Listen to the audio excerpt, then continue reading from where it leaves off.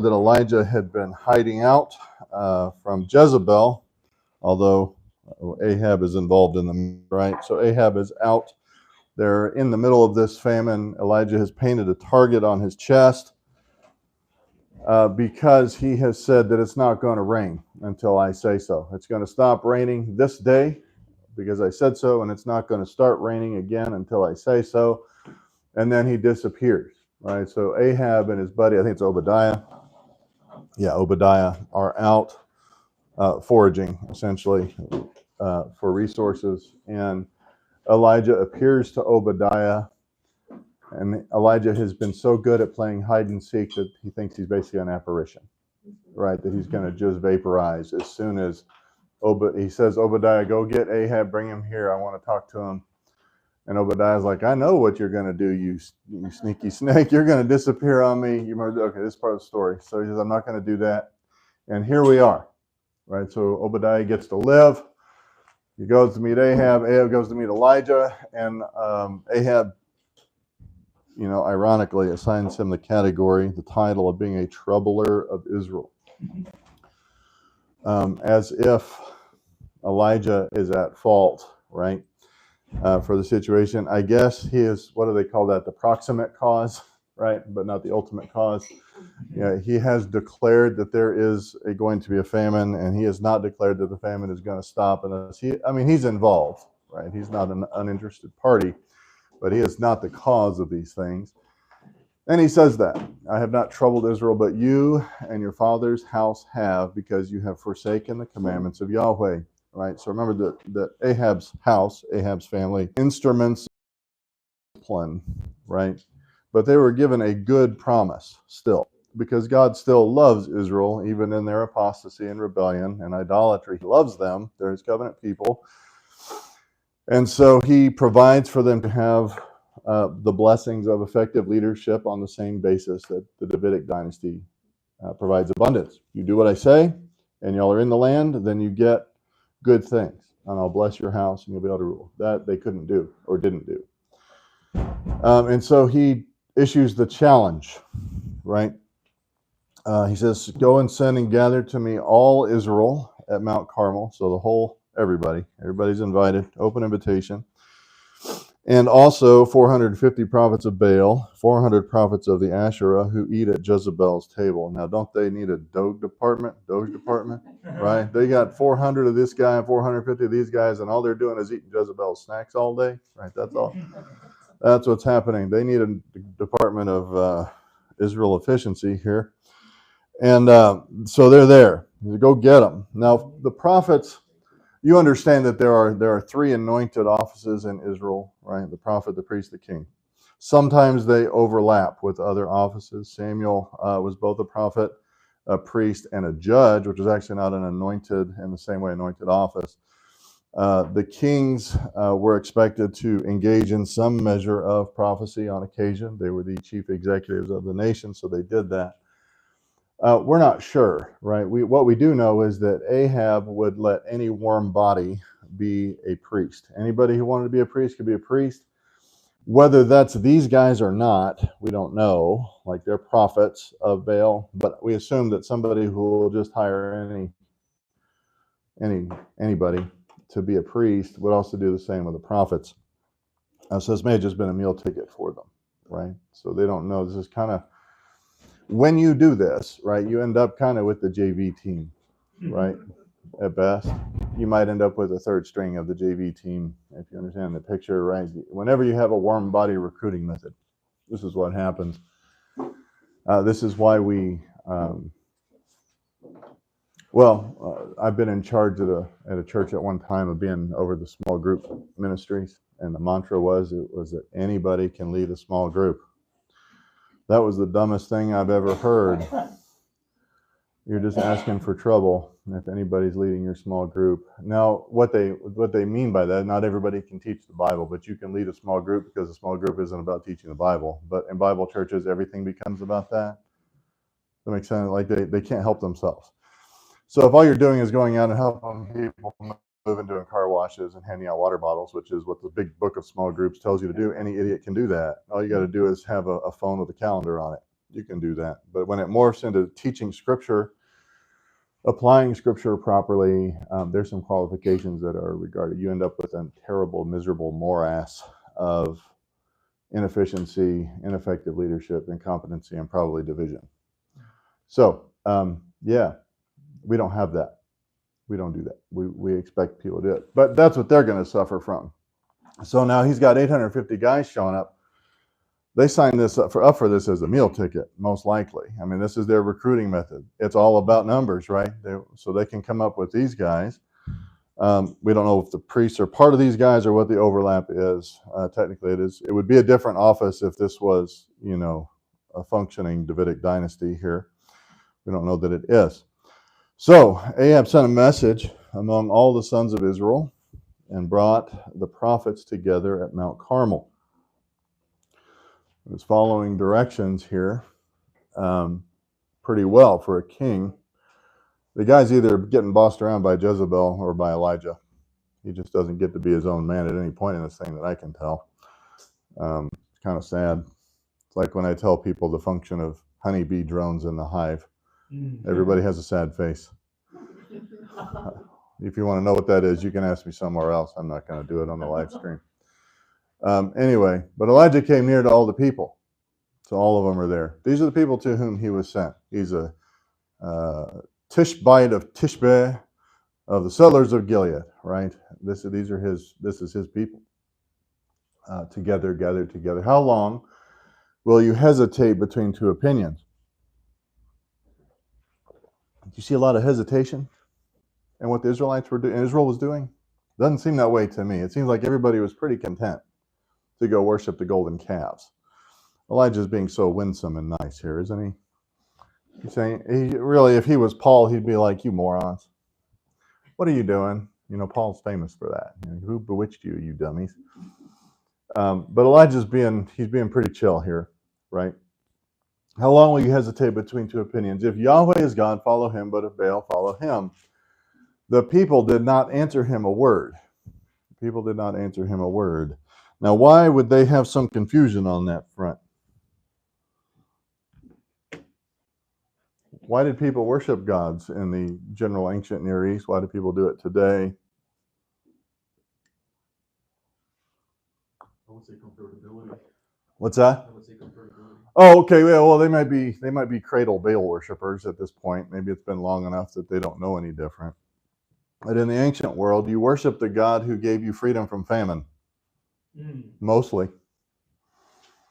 Right? The people who gave you victory over your enemies and freedom from famine. And those two things were tightly woven together. People still do this today, right? I mean, basically some measure, but most paganism is some form of fertility worship in the end. Just basically, we're trying to keep our children fed and our people safe. And the God who does that will add the talisman to the catalog, and we'll hope that we make him happy and hope that we don't suffer his wrath. So what have they been experiencing? Famine. Should be, exhibit A, that the Baal worship thing is not working out for them. The warm body recruitment for the priesthood, whatever the weak link is, it could be the deity himself, it could be the people, it could be the priesthood, it could be the prophets, but something is definitely not working because our worship is not working. We have a famine in the land. The king is having to go out and forage to feed his own horses. Hasn't rained a drop here, and the only guy that looks like he's had enough calories is probably Elijah. You know what I mean? Because you realize like height weight standards when they started for the military, we got some military guys here, they were initially designed to make sure that you were fat enough. Because that's been the major issue historically with humanity. Were you heavy enough? Were you big enough? Did you have enough to put up with it and not faint in the middle of the training? And how the world has changed, right? How things have shifted. Not so anymore, but that's how it was. And I imagine that Elijah's looking reasonably plump. God does that, doesn't he? With Daniel, right? Give me carrots and celery, and I'm going to look better than all your other guys. By the way, you shouldn't use that as biblical validation for a vegan diet. Okay, that was miraculous Not a, that was surprising to everybody because they knew how the world worked, and carrots and celery didn't do that, right? All right. So anyway, but God does that. He's going to make a visual representation, right? Everybody else is suffering lack. Everybody else is suffering famine. Everybody else is suffering loss. And Elijah somehow, who everybody thinks is almost an apparition right at this point, is the healthiest looking one here, is how I imagine this going down. I won't die on that hill. Elijah said to the people, I alone, watch this, I alone am left a prophet of Yahweh. But Baal's prophets are 450 men. Now, is that true? Y'all know the story. Hey, do you know this story? Because Elijah repeats this sob story to God later. And he goes, Elijah, stop. Come on, man. There are 7,000 of you guys. So we know that it's not, but however, contextually, he is alone and he is left here and nobody's with him. Right. So in the narrow context, maybe he is, I alone am left, a prophet of Yahweh. Baal's prophets are 450 men. Third string JV team that they are, most likely. Right.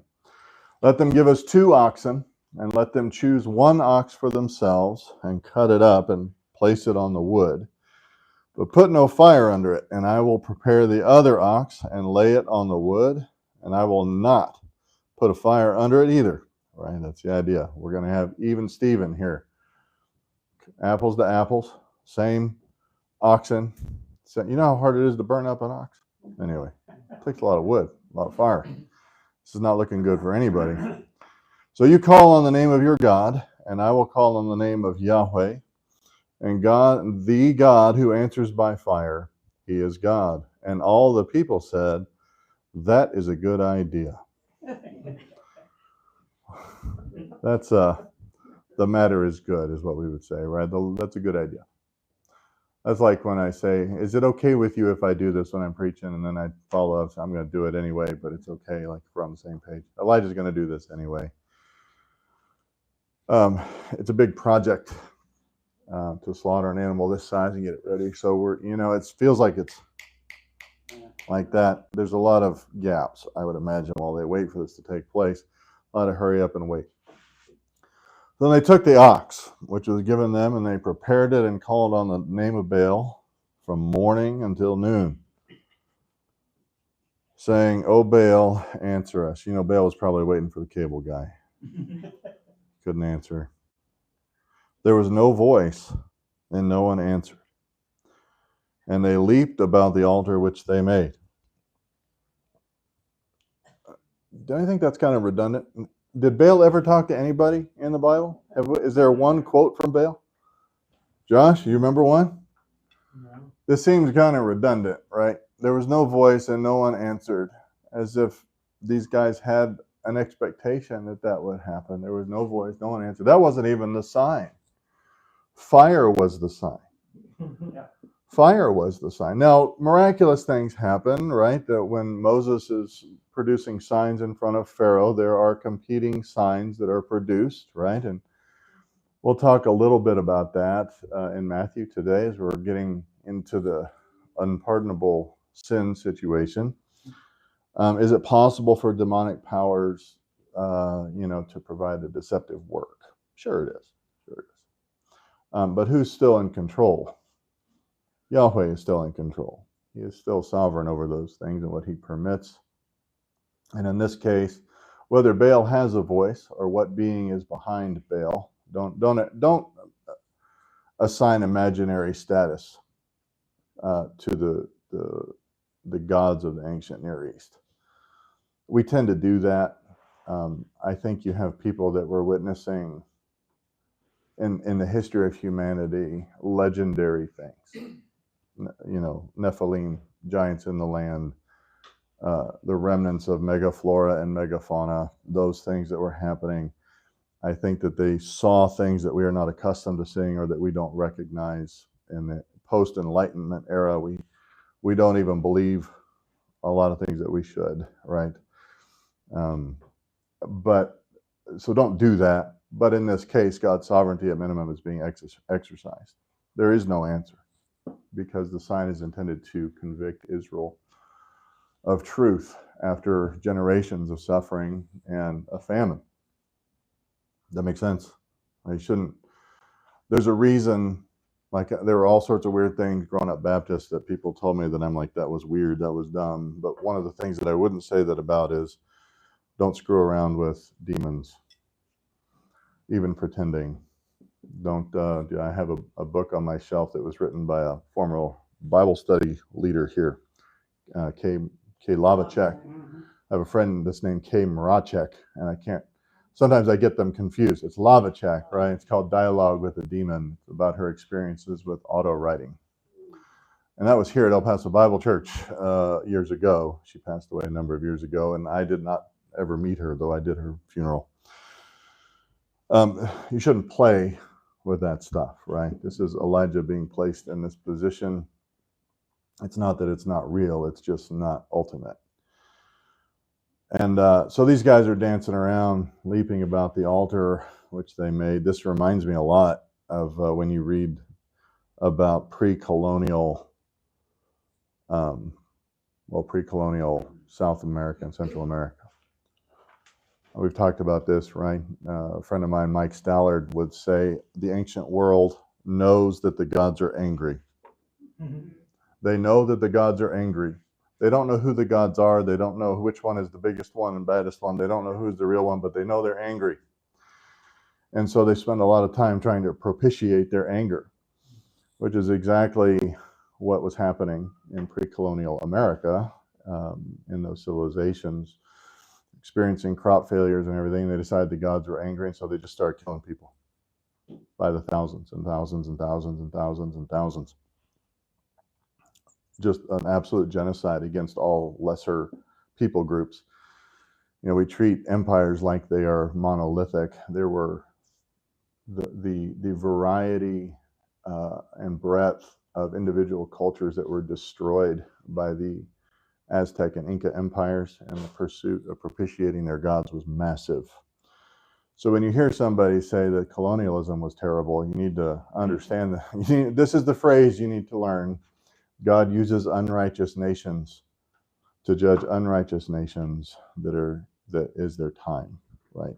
I'm not saying that colonialism was great, but the people that they conquered were horrible and genociding all sorts of people for many years before they were judged, in my opinion.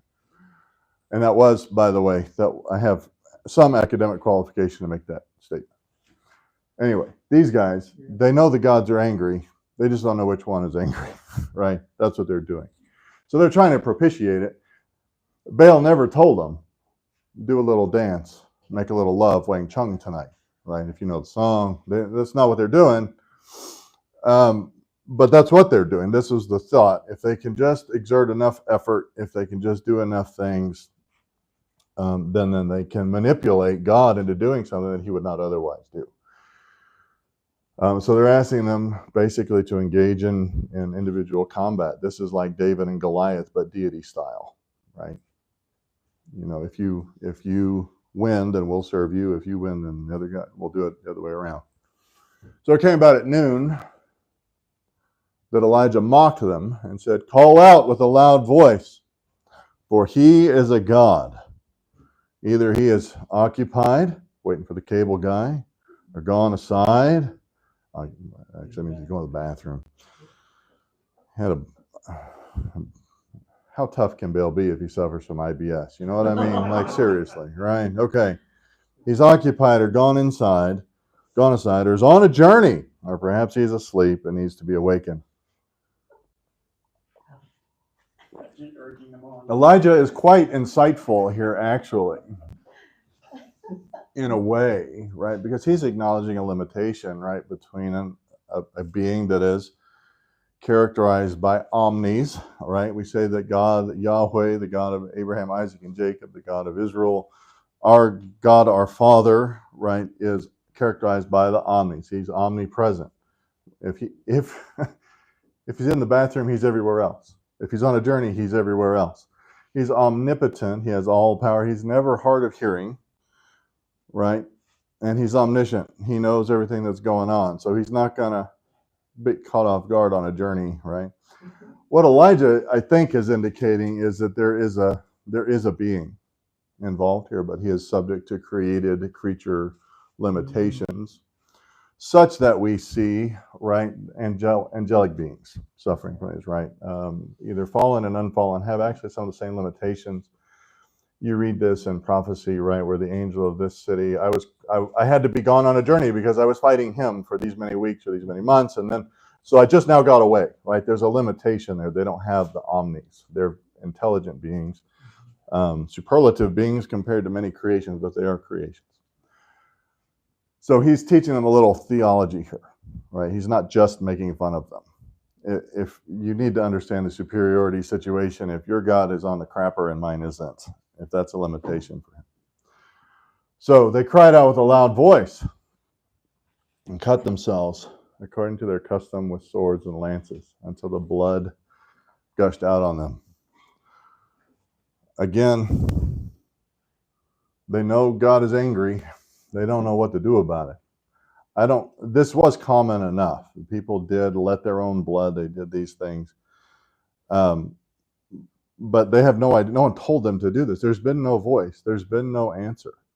God has never told them, if you spill this much blood, if you cut this many hearts out, going back to my pre-colonial South American illustration, if you cut this many thousands of people's hearts out, then the rain will come. He didn't tell them. The only person that has a resolution here is Elijah, and they're literally willing. Can you imagine?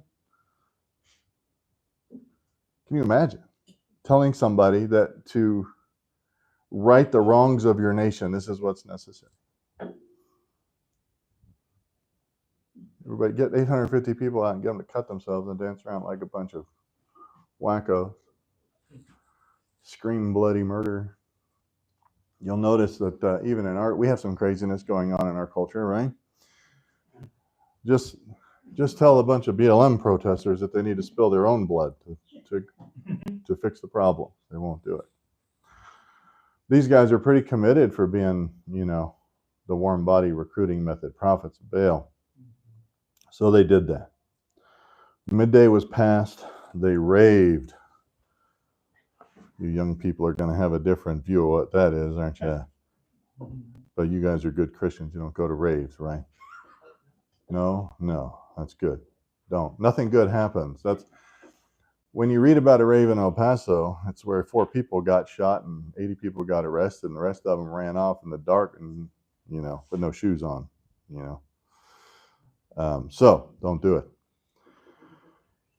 They cried with a loud voice, cut themselves, blood gushed out. Midday was past. They raved until the time of the offering of the evening sacrifice, but there was no voice.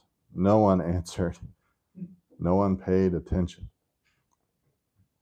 I don't know, the weird part of my brain kind of envisions that there is a demon named Baal, and God has said, you go sit your butt in the corner.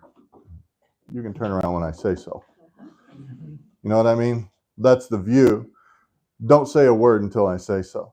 You may breathe and that is it. Now, that's the vision, right? That's the situation that I have here. That may not be exactly it, but it is definitely God's sovereignty exercising itself here through God and through his prophet.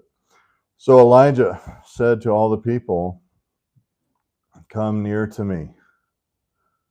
This sounds scary to me. You know what I mean? Because historically, you can tell this is a new generation. This is not a generation that has experienced the presence of God, the revelation of God, those things. The generation that did, remember, back in the Exodus, begged Moses, whatever you got to do, never let that happen to us again. We never want to be that close to the presence of God face to face ever again. Ever again. You go talk to him, you go tell us what he said, and we'll be good. Right?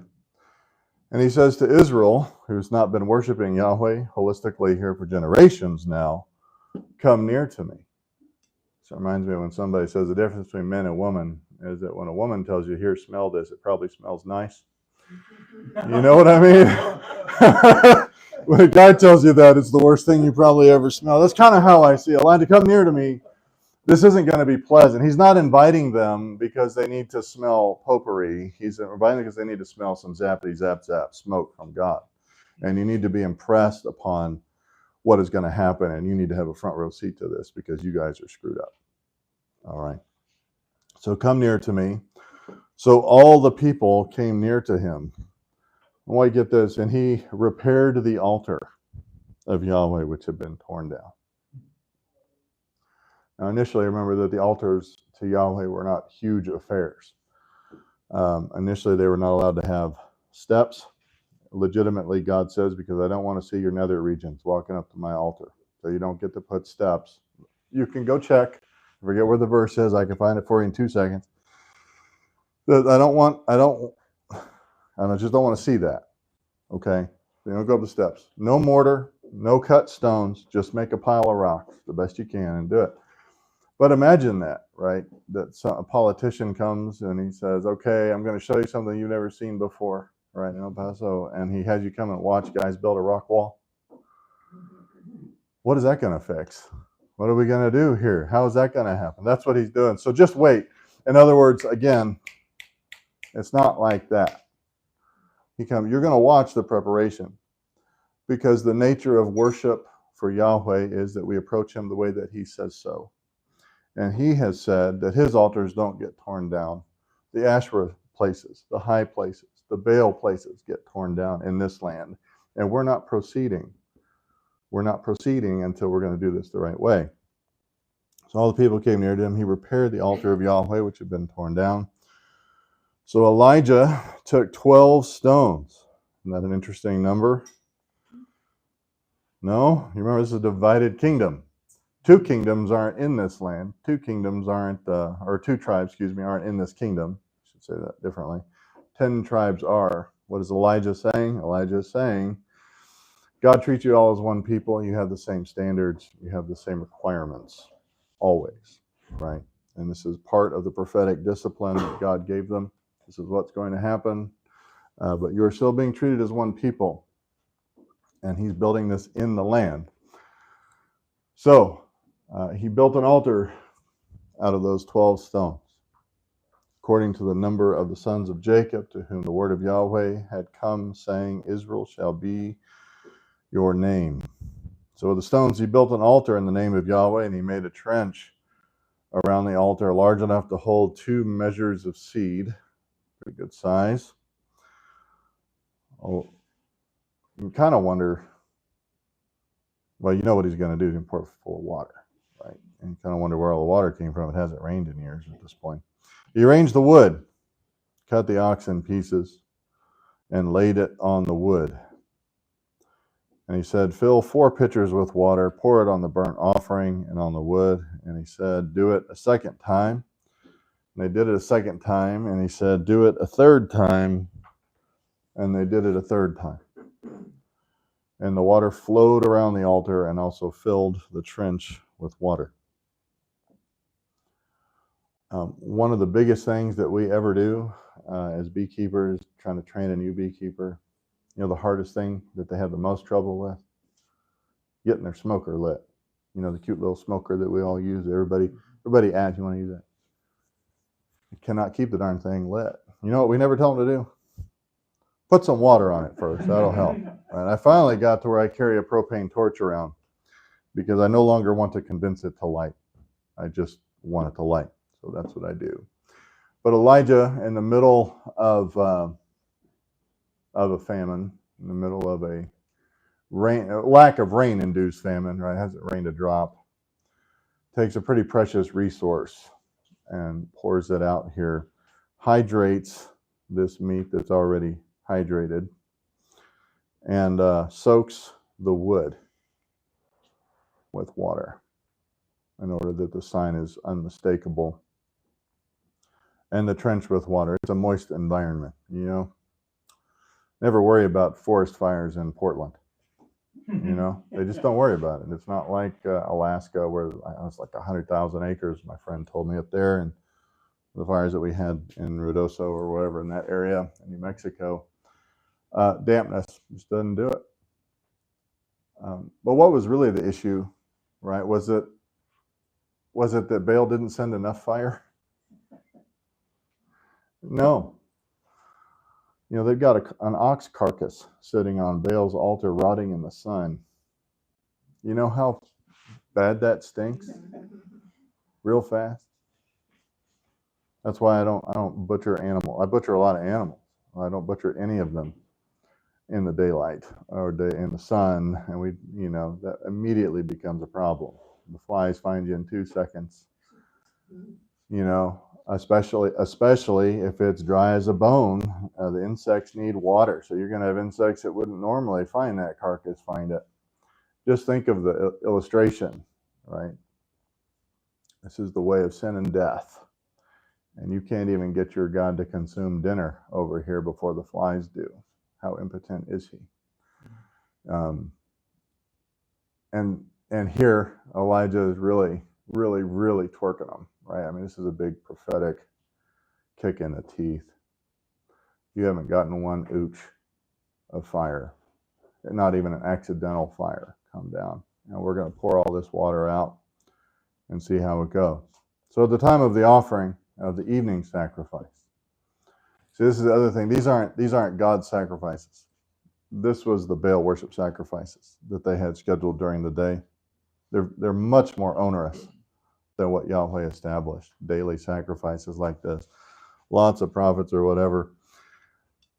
So what you should read into that, at least, is not only has Baal not answered their special prayers, but Baal should be angry because they have missed their sacrifices, right?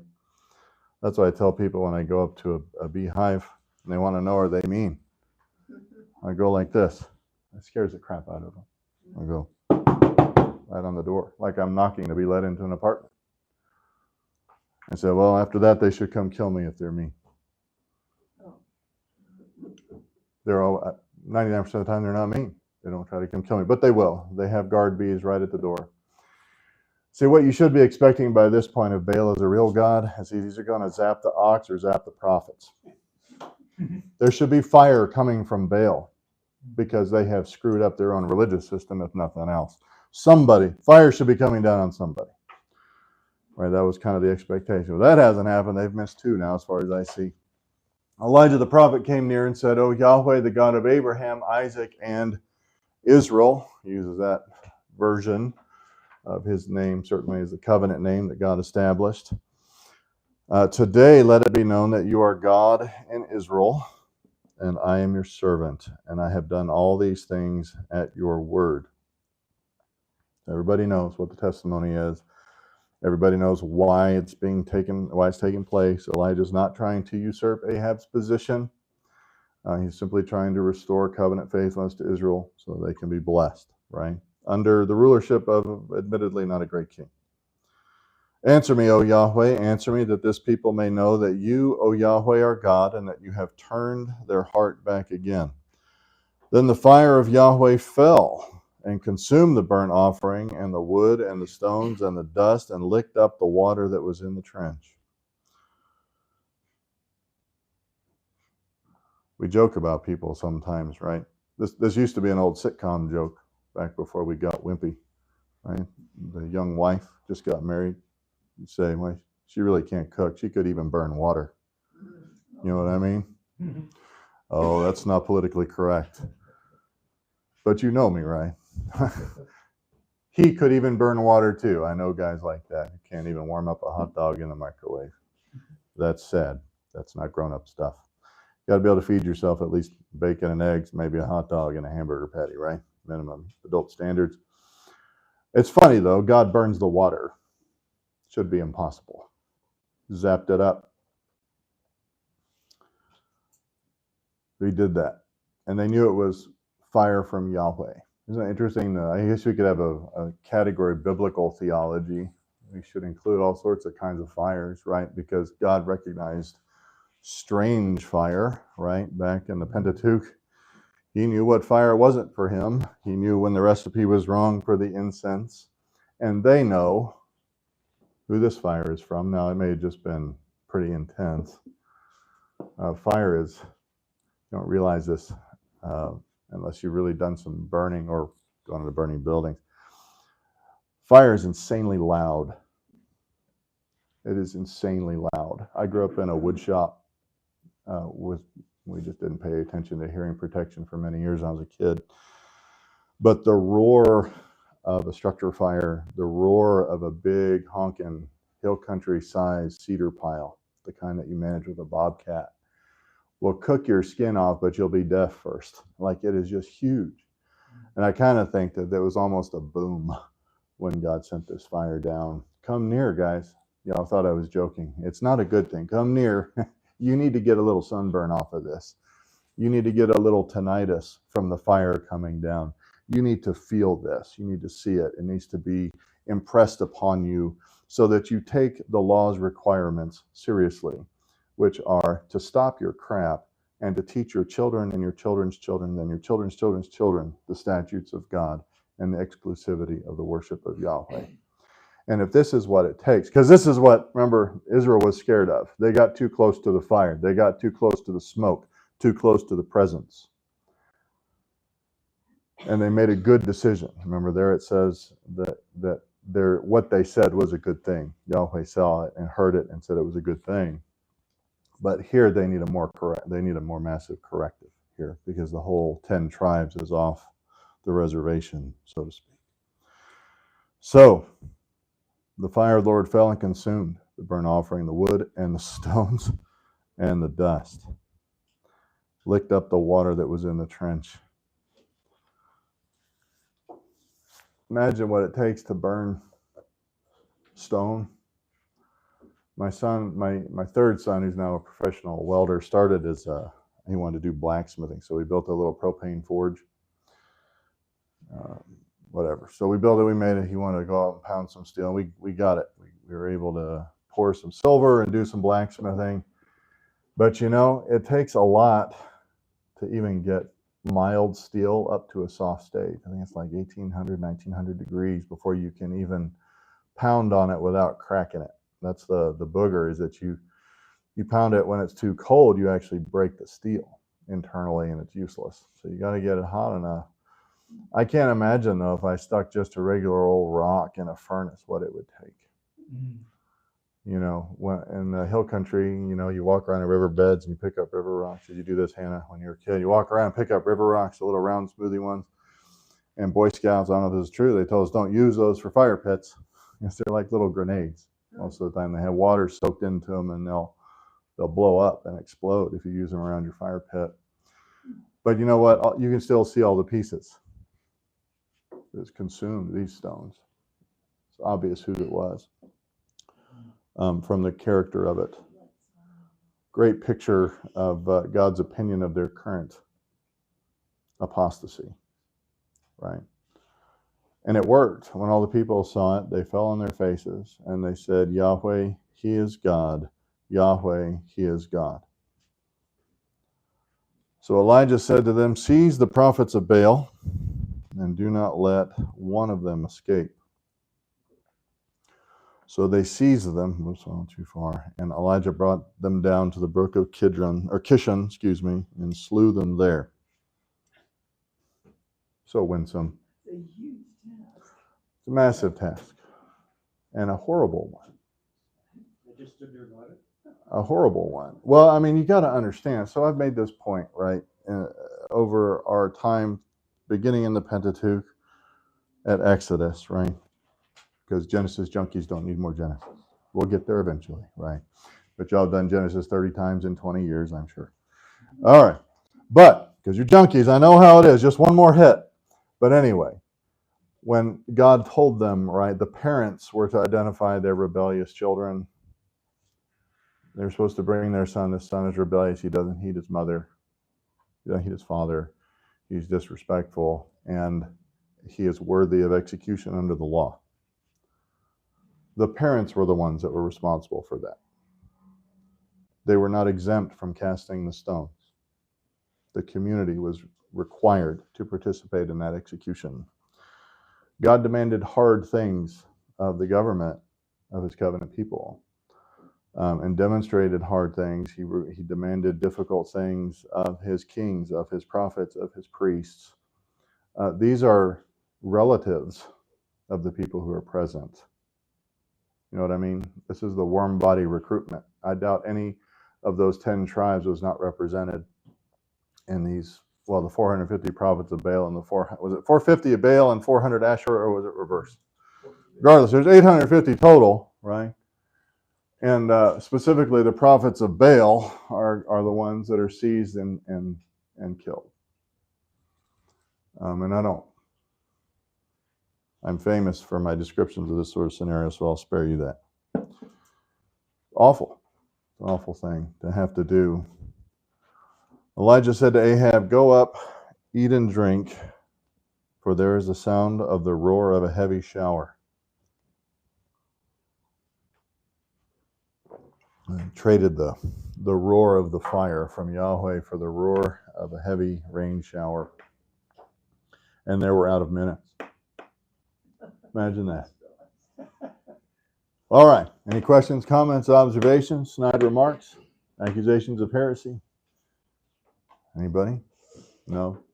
Familiar story, useful story, productive story. All of this is a matter of prophecy, right? God told them that when you abandon my statutes, commandments, and covenants in the land, you will suffer the exact same thing that were suffered by the people I drove out before you. You will have wicked leadership, you'll engage in apostasy and wickedness, and you'll suffer the consequences.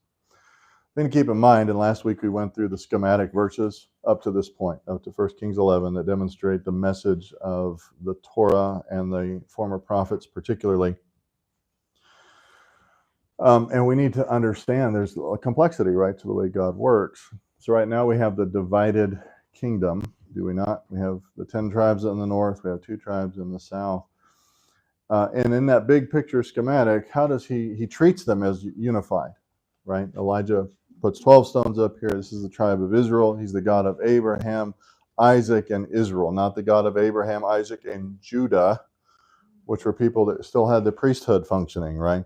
He refers to them as a unified whole. How does he bring them back to a unified whole? You know your history from this point forward of Israel? Exile. That is how he unifies the nation. Takes them into exile. And when they return to the land, there's no more divided kingdom. There's simply the Jews back in the land. So we need to recognize these things, right? Especially as a matter of prophecy. Israel was intended to be able to view any point in their day, their year. Sounds like the Friends theme song, doesn't it? Their day, their week, their month, or even their year. At any point in their lives, they would be able to look at what God is doing, whether they were getting spanked or blessed, and go, we are God's covenant people, and he told us this was going to happen. This is how this was going to be. And that's where we are. All right? So we're moving towards God's reunification of the nation and exile to be brought back into the land. That makes sense? All right. Any other questions, comments, observations? All right, let's pray. Father, we thank you for this day. We thank you for your word. We thank you for its perspicuity.